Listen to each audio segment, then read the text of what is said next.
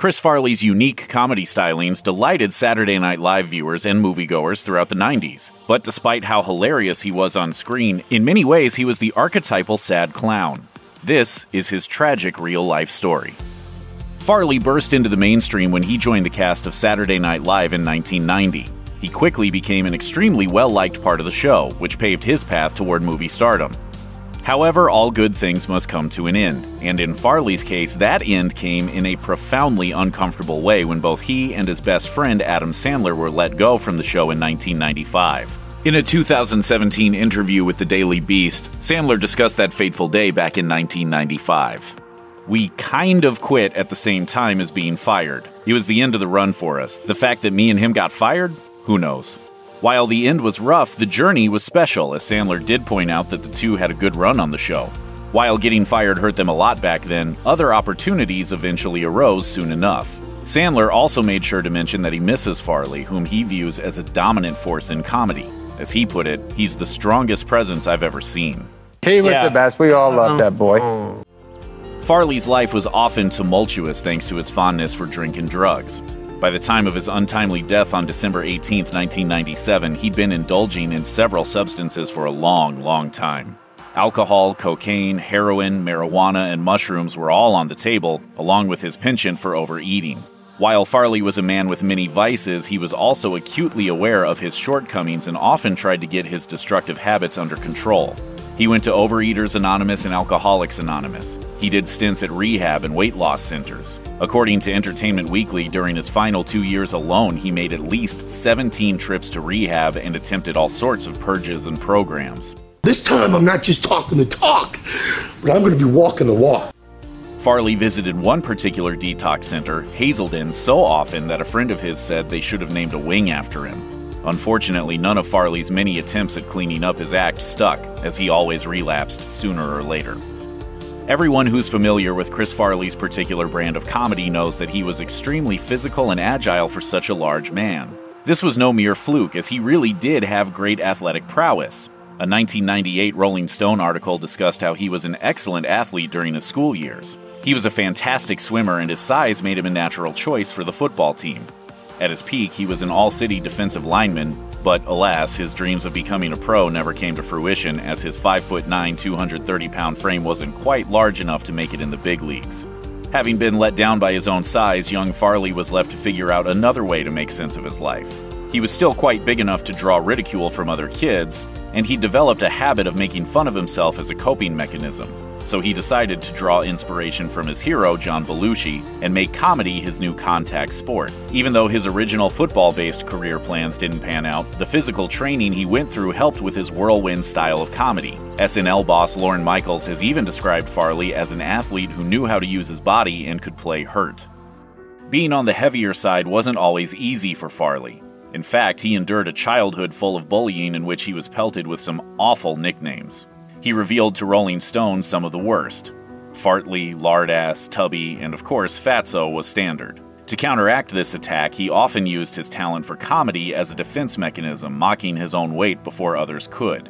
Fame and adulthood weren't enough for Farley to escape the occasional nasty remark, and the barbs weren't always weight-themed. He told Rolling Stone a story of meeting Hustler magazine founder Larry Flynt at the Academy Awards, revealing that Flynt told him, "It's good to see somebody make it that didn't make it all the way through puberty." It goes without saying that Farley was less than impressed by this burn, and indeed he described his own reaction as, "Well, f*** you." Farley suffered from a serious heart disease called atherosclerosis, which authorities considered to be a significant contributing factor to his death. This condition is no laughing matter. According to the National Heart, Lung, and Blood Institute, it makes the fat, calcium, and other things in your blood build up inside the arteries as a substance called plaque. As the buildup progresses, it disrupts blood flow, giving your body less and less oxygen-rich blood. This can lead to some serious problems like strokes, heart attacks, or even death. As it happens, Farley isn't the only celebrity who suffered from atherosclerosis and died before their time. Singer Whitney Houston also struggled with addiction and had the same heart condition. When she died in 2012, the Los Angeles County Coroner's Chief stated that the cause of her death was drowning due to atherosclerotic heart disease and cocaine use. As funny and talented as Chris Farley was, his success wasn't enough to keep his insecurity at bay. Dang it, what an idiot! He was uncomfortable with his weight, and he secretly feared that he might lose his comedy edge. When Rolling Stone interviewed him, he opened up about his deep insecurities and admitted that he was, quote, always terrified. According to Farley himself, his often bombastic behavior was a reaction to his fear of people, and he was deeply scared that his movies wouldn't do well and he'd stop getting acting work.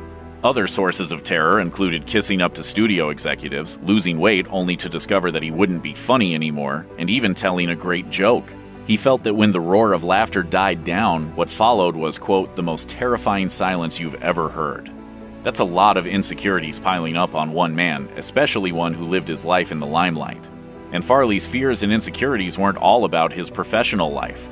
He also had worries based around religion, and he was concerned that he'd never be able to settle down with a nice woman and start a family. In the documentary I Am Chris Farley, one of Farley's SNL castmates, Mike Myers, talked about how he used to do improv with Farley at Chicago's Second City Comedy Club. He noted that Farley had a reputation as a physically hazardous coworker. As Myers put it, I was scared to death because he had already knocked someone's tooth out and given someone else a scar just from being so crazy. Farley eventually made it to the greener pastures of Saturday Night Live and beyond, but this didn't necessarily mean that his coworkers were any safer than before. In 2016, Adam Sandler revealed on an episode of Conan that Farley once threatened to punch David Spade, his good friend and castmate. Spade took care to stay out of Farley's reach the following day, even after Farley dismissed this threatening voicemail as a joke. It didn't sound like you were kidding. He goes, "Don't tell Lorne."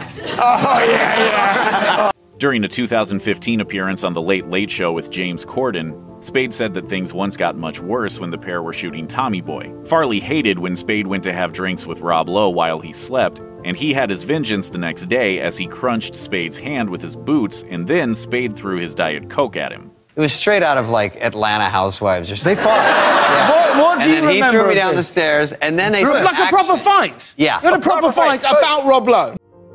On December 18, 1997, Chris Farley was found dead in his Chicago apartment by his brother, John. His system contained traces of cocaine, morphine, and marijuana. He was only 33 years old. The 4-day bender that ended his life came shortly after he returned home from a quick stint at the Hazelden Detox Center in Minneapolis. An avid churchgoer, he spent a few days going to Mass and doing normal holiday preparations like baking Christmas cookies and getting a tricked-out tree. His friend Jillian Seeley said that the comedian was quite enthusiastic about an upcoming movie he was starring in called Almost Heroes. Unfortunately, this relatively mellow existence didn't last. On December 14th, Farley began bar hopping through the city's drinking establishments, accompanied by various ladies and tearing through a huge quantity of alcohol and narcotics. According to the book The Chris Farley Show, the comedian's last moments were spent taking drugs with a call girl who eventually stole his watch, took pictures of him collapsed on the living room floor, and left after leaving a note. Farley died alone, and his final words reportedly were, "Don't leave me." It would be inaccurate to say that Chris Farley wasn't successful or popular. He was undoubtedly well-known and well-liked. However, a quick glance at his IMDb page shows that while his idol, John Belushi, had Animal House and Blues Brothers to cement his legacy, Farley never really had quite the same star-making roles on the silver screen. Some of his fans might argue that the likes of Tommy Boy and Black Sheep are plenty beloved, but there's no arguing that his career was cut tragically short. Had he lived a little longer or been a little luckier, however, the situation might have been very different. In 2012, Splitsider looked into some of the parts Farley never got to play. These included some roles that happened before he passed away, like the ones that went to Jim Carrey in The Cable Guy and Randy Quaid in Kingpin. But the juiciest, most potentially legendary parts are the ones that he missed because of his untimely demise. He was supposed to have a major role in Ghostbusters 3, which ultimately never saw the light of day. He was reportedly considering starring in the film version of the novel A Confederacy of Dunces, and he'd already met with David Mamet regarding a biopic about the silent film actor and comedian Fatty Arbuckle. And it must be noted that he'd landed the title role in Shrek, and he even recorded nearly all of the ogre's lines before passing away. Nothing like a fire and a noble romantic mission to warm the cockles of your heart. Yeah. I like my cockles room temperature, thank you very much. Farley's various addictions were not a surprise to those close to him or to the public, especially towards the end. As one Chicago columnist wrote, His may have been the least surprising premature death of a celebrity in show business history. That's not to say that people didn't try to help him along the way.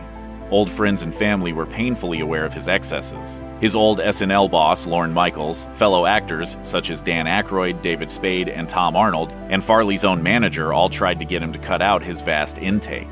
Alas, good advice worked just as poorly as rehab clinics, and sooner or later Farley was back to his old ways. It was particularly bad during his final days, which his friend Gillian Seeley described in a heartbreaking way. According to her, "I know he wanted to get sober, but it was like he had cancer and the chemo treatment didn't work anymore." One thing that actually worked on Farley was work itself. He was aware that whenever he was making movies, he had no choice but to stay clean because the studios wanted to protect their investment and make sure he was on his best behavior. No surprise then that when he was making Almost Heroes, daily AA meetings were reportedly a requirement. When he was recording his lines for Shrek, things were even stricter and he was watched around the clock. But nobody can work all the time, a truth that fans and loved ones of Farley will never forget. Check out one of our newest videos right here. Plus, even more grunge videos about your favorite stuff are coming soon. Subscribe to our YouTube channel and hit the bell so you don't miss a single one.